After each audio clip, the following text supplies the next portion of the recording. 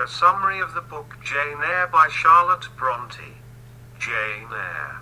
Charlotte Bronte was born in England in 1816. She and her two sisters all became famous authors. Charlotte Bronte's most famous book is Jane Eyre. It was written in 1847. Jane Eyre was an orphan who lived with her cousins and her wealthy aunt, Mrs. Reed. The family was unkind and they did not want Jane to live with them. Jane was sent away to school. Jane was happy to go to Lowood School, but the owner, Mr. Brocklehurst, was very cruel, so the students lived unhappy lives. Finally, cruel Mr. Brocklehurst was told to leave the school. 6 years later, Jane became a teacher at Lowood School.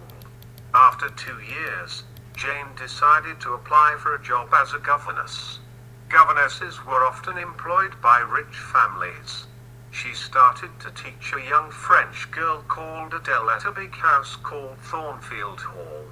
The owner of the house was Mr. Rochester. Jane enjoyed her new job and became friends with Mrs. Fairfax, the kind housekeeper.